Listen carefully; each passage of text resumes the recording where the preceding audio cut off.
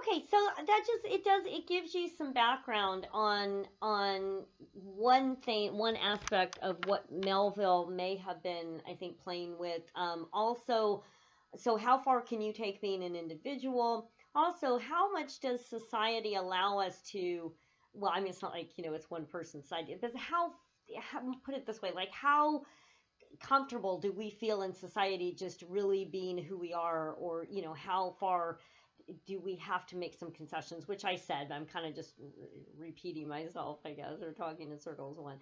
um, so kind of think about that, right? Think about that. The other thing was that like with Melville, he was trying to do something different with his writing and it wasn't accepted, right? So the publishers wanted the same sea stories he'd been very successful with, but when he tried to do his own thing, it wasn't accepted. So I mean, he can do what he wants, right? He can write whatever he wants, but if he wanted to be successful with writing at that time in this place, right, he needed to produce some sea stories or something similar. It's something, adventure tales or whatever, right? When he wanted to work with something different, which wasn't successful, right? So just kind of food for thought on that. So let's brainstorm some ideas. So one thing with that could come out could be the individual versus society. So anything with that, how far you can take being an individual in society, anything like that. I've had students write about the idea of perhaps that this was a commentary with a particular idea about capitalism, and it does say Bartleby the Scrivener, a story of Wall Street. So I think there's certainly evidence, and I've read some very good papers looking at that particular idea. So there's that. Looking with the connection. Let's go back to the prompt. So I'm just trying to. This is just a brainstorm. Again, we're just going to generate some ideas. Thinking psychological. Well, this is really interesting. You could look through a psychological lens with the story and really analyze Bartleby, what was going on with him. So let's think about this idea of maybe clinical depression. There were no, people certainly did get depressed because people were people, and human nature has not changed in that regard. So people were certainly susceptible to that problem. But this was pre-Freud, so there really was no counseling. There was no medication for that at that time. So, I mean, I think of Bronson Alcott, who was he likely was clinically depressed when when his big dream collapsed and he literally took to his bed, but what was he going to do? I mean, it's like you had to either sort of figure out how to carry on, or you didn't, or you couldn't, and you couldn't, function. But there wasn't really, there were as they were called then, insane asylums. Well, that seems bad. I mean, they were not very nice places to be.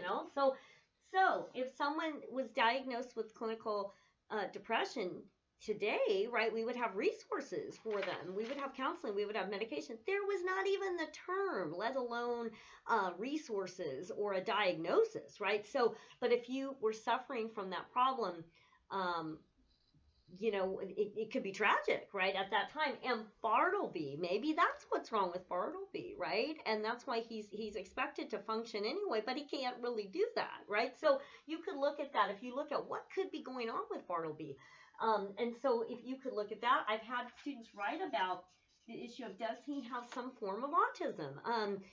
So all of these things exist within the human condition, right?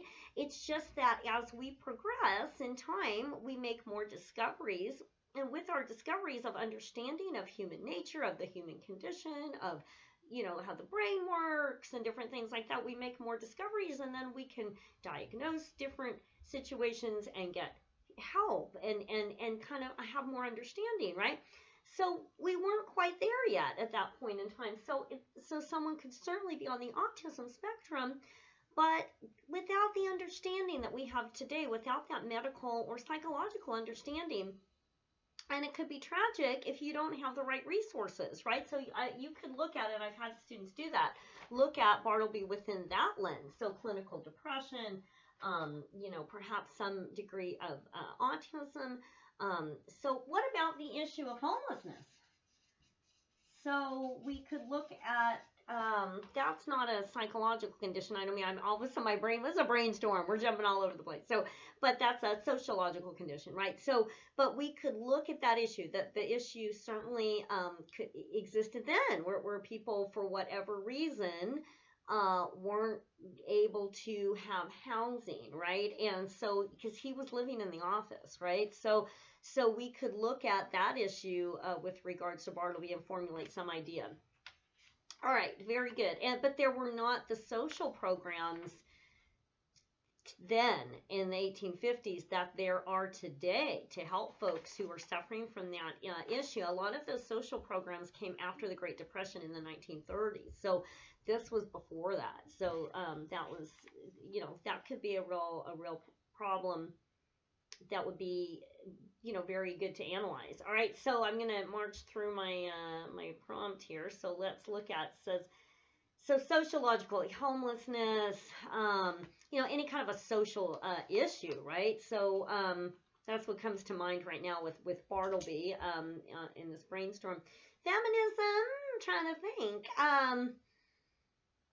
I know we had the movie, but we're going to stick with writing about the story. If you want to use the movie as a source, like that this analyzed it from this point of view, or when they did this visual, that was like a good illustration of this point or whatever, that's fine. You can use the film as a source. That's totally fine with me on any of the videos. They could be used as a source. But you don't want to switch and all of a sudden you're just writing a paper on the film. No, you don't want to do that. You're writing a paper on the short story. So all the characters were male, so I'm not really sure how that would work. But if you have ideas on that alone, I guess, like the fact that all the employees were male, it was not common for women to work in offices at that time.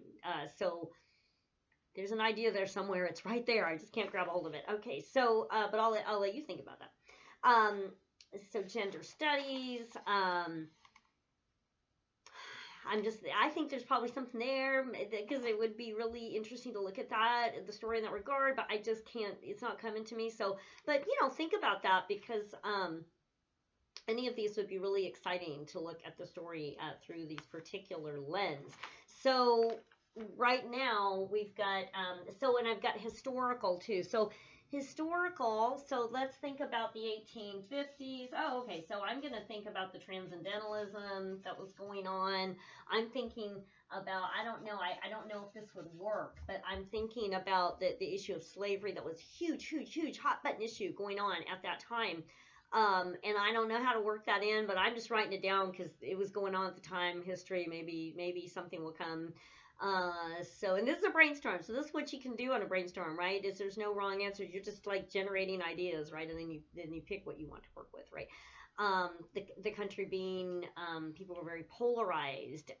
People discuss how we're polarized today. Well, that's true, and it was real polarized back then.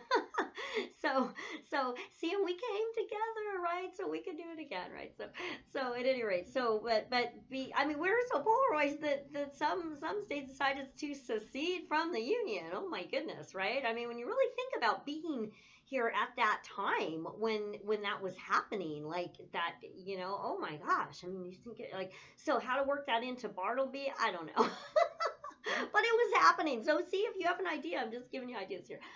So historical, brink of war, right? Okay.